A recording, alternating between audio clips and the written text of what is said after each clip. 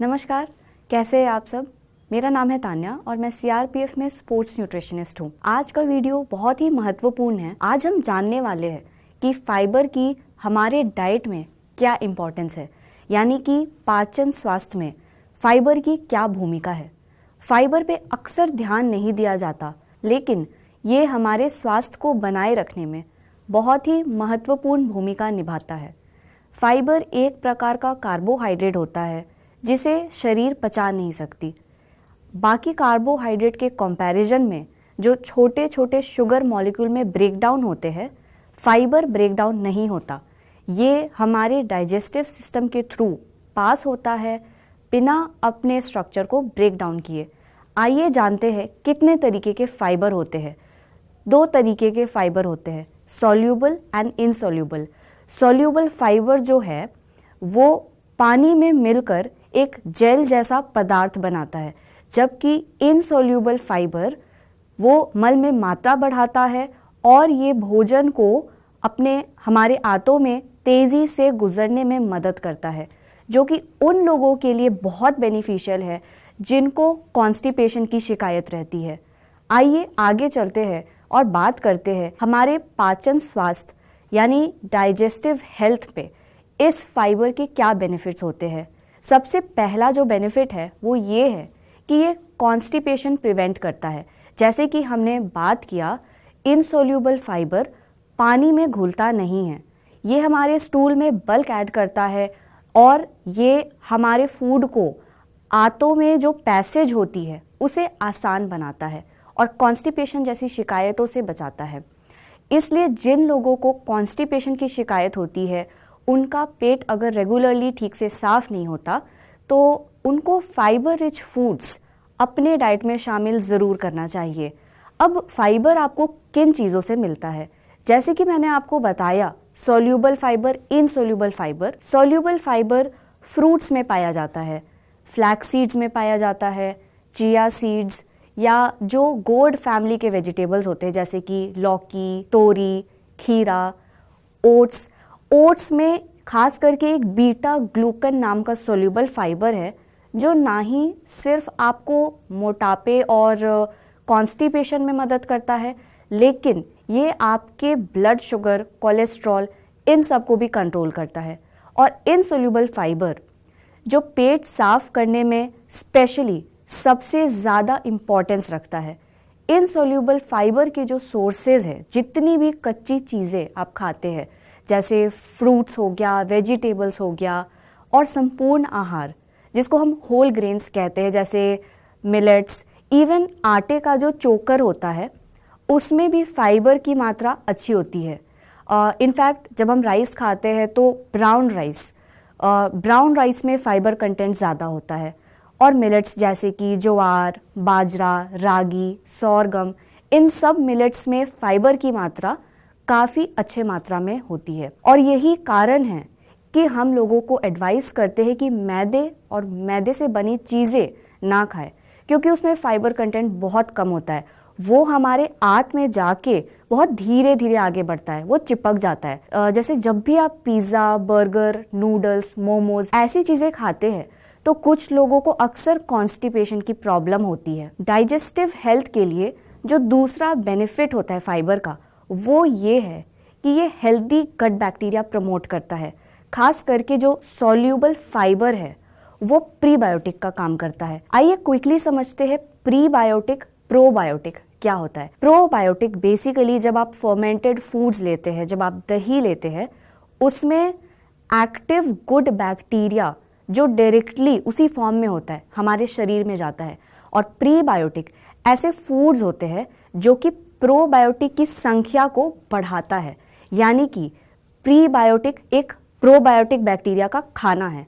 तो जब आप फाइबर लेते हो तो ये क्या करेगा, ऑलरेडी आपके आंतों में जो बैक्टीरिया है उनके आबादी को बढ़ाएगा और उन्हें मल्टीप्लाई करने में मदद करेगा। तो जो लोग फ्रेश फ्रूट्स, वेजिटेबल्स खाते हैं उनका गट हेल्थ अच्छा होता है, उनकी पाचन शक्ति अच्छी होती है, जिसका मुख्य कारण ये है कि आंतों में गुड बैक्टीरिया की पॉपुलेशन बहुत ही अच्छे मात्रा में होती है। अब सोल्यूबल फाइबर के एग्जाम्पल ऑलरेडी जो मैंने आपको बताया, जो आप सेवन कर सकते हैं, जैसे कि फ्रूट्स आप अपने डाइट में अच्छे से ले सकते हैं। जो सीड्स होते हैं जैसे चिया सीड्स, फ्लैक्स सीड्स, ये सब बहुत अच्छे सोर्स होते हैं सोल्यूबल फाइबर के। अब तीसरा जो बेनिफिट है फाइबर का हमारे डाइजेस्टिव हेल्थ के ऊपर, वो ये है कि डाइजेस्टिव डिसऑर्डर्स यानी डाइजेशन रिलेटेड जो समस्याएं होती है उनको कम करता है। एक हाई फाइबर डाइट जब आप लेते हैं तो ऐसे जो रिस्क होते हैं जैसे हेमोरॉइड्स, डाइवर्टिक्यूलाइटिस और जो अन्य डाइजेशन से रिलेटेड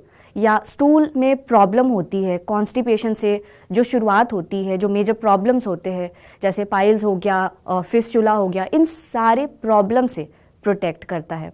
फाइबर अच्छे से अगर आप डाइट में लेते हैं फाइबर रिच फूड्स, तो ये रेगुलर बाउल मूवमेंट यानी कि रेगुलरली एक फिक्स टाइम पे डेली जो है आपके आंतों की सफाई होगी और आपके इंटेस्टाइन में किसी तरीके का प्रेशर नहीं लगाना पड़ेगा। अब आते हैं चौथे बेनिफिट पे, जो कि है ब्लड शुगर लेवल का रेगुलेशन। सोल्यूबल फाइबर, जैसे अभी मैंने आपको थोड़ी देर पहले बताया, ये क्या करता है, पानी एब्जॉर्ब करता है, शरीर में जाने के बाद ये एक जेल टाइप का स्ट्रक्चर बनाता है। अब ये जो जेल टाइप का स्ट्रक्चर है ये एक तरीके का जाल होता है। ये करता क्या है कि जो एक्स्ट्रा शुगर और कोलेस्ट्रॉल मॉलिक्यूल्स हमारे ब्लड में सर्कुलेट करते हैं ये उनको पकड़ता है और एक्सेस शुगर कोलेस्ट्रॉल मॉलिक्यूल्स को ये ट्रैप करके हमारे शरीर से एलिमिनेट यानी निकालने में मदद करता है।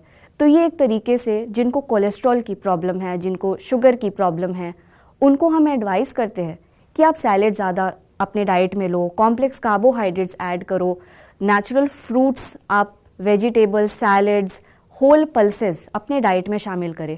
हम ऐसा इसलिए कहते हैं क्योंकि ये सोल्यूबल फाइबर के सोर्सेज है और जितनी अच्छी सोल्यूबल फाइबर होगी आपके डाइट में उतना ही आपके ब्लड शुगर लेवल्स रेगुलेटेड रहेंगे और कंट्रोल्ड रहेंगे।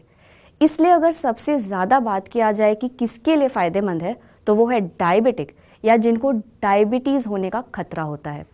हमने फाइबर के बेनिफिट्स, फ़ायदे, फाइबर क्या होता है ये सब तो जान लिया। आइए अब जानते हैं कि फाइबर एक दिन में कितना लेना चाहिए, इसकी रेकमेंडेशन क्या है। जो डेली रेकमेंडेड इनटेक होती है फाइबर की यानी कि दैनिक सेवन, वो लगभग 25 ग्राम महिलाओं के लिए और पुरुषों के लिए 35 से 40 ग्राम।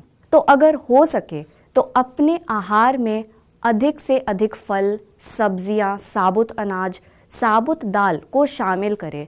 एग्जाम्पल के तौर पे आप अपने दिन की शुरुआत एक कटोरी दलिया के ऊपर कुछ फ्रेशली चॉप्ड फ्रूट्स एंड थोड़े से ड्राई फ्रूट्स, नट्स डाल के कर सकते हैं।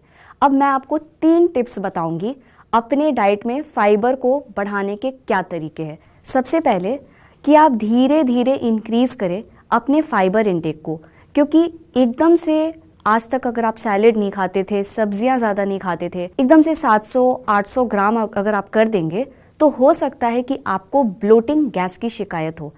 इसलिए धीरे धीरे फाइबर को बढ़ाना है। जैसे अगर आप मुश्किल से 100-200 ग्राम ही सब्जी खाते थे पूरे दिन में तो उसे 300-400 ग्राम तक ही ले जाए।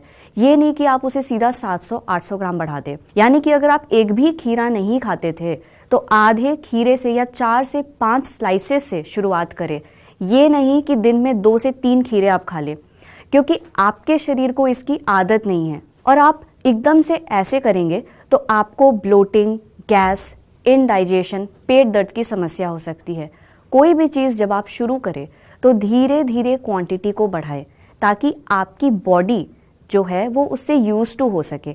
दूसरा टिप है हाइड्रेटेड रहे। आप वाटर इनटेक को बहुत ही अच्छा रखिए, क्योंकि जितना अच्छा आपका हाइड्रेशन होगा उतना ज्यादा आपके फाइबर्स सही से काम करेंगे। जैसे कि सॉल्यूबल फाइबर पानी को एब्जॉर्ब करके जेल लाइक स्ट्रक्चर बनाता है और जो इनसॉल्यूबल फाइबर है वो भी पानी एब्जॉर्ब करके अपनी मात्रा बढ़ाता है और वो फूड को आगे पुश होने में मदद करता है, जिससे कॉन्स्टिपेशन जैसी समस्याएं नहीं आती।